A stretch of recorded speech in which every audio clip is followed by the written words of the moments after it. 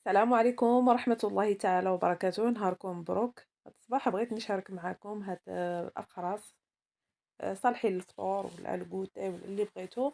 هاد النوع ديال هاد المقترحات خاصين بالناس اللي باغيين يديروا الريجيم بحالنا، اللي بغينا نبداو واحد الحمية غذائية وكنتلفوا الصباح شنو البديل، ولفنا الخبز شنو البديل على الخبز. هادو أفكار إن شاء الله غنبقى نشاركها معاكم، نتمنى أنها تنال الإعجاب ديالكم. المهم احتاجيت معلقة ديال الزريعة البيضاء، زريعة نوار الشمس، مع الزريعة ديال القرعة، الزريعة الخضراء. كذلك ضفت واحد المعلقة ديال الطحينة، عندي الطحينة نقدروا نستبدلوها بالزنجلان. الزنجلان أولا اللي عنده الطحينة راكم عارفين شنو هي، راه كتباع جاهزة. شاركت معكم بزاف ديال الوصفات بها لي صوص، درت بها دي كريب. المهم أنا اليوم شاركت بها، بقى لي واحد المعلقة منها درت بها هاد الأقراص هادو. معلقة ديال خل التفاح. آآ صافي هادشي اللي كاين، ما غنديرش الزيت لأن هاد الزرارع راهم غنيين بالزيت.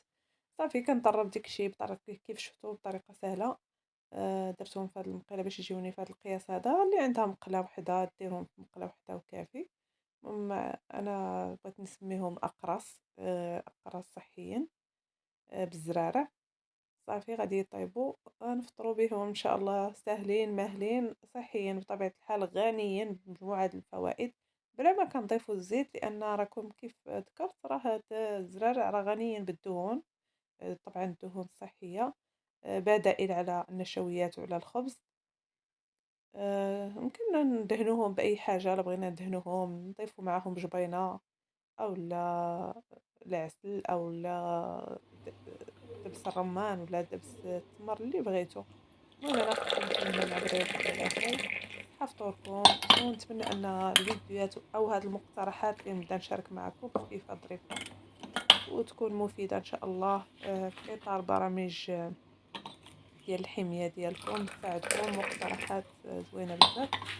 وصباحكم مبروك، نتمنى ان الفيديو ينال الاعجاب ديالكم. الى عجبكم الفيديو بارطاجيوه مع الناس اللي كيعني لهم الامر، وما تنساوش اللي عجباتو القناه يشارك فيها. كاين مجموعه المقترحات اللي مختلفه بزاف، كل حاجه بشكل في اطار يعني المطبخ المغربي او لا غير المغربي ولا الصحي ولا فنون ولا اي حاجه، حتى فلوقات، علاش لا.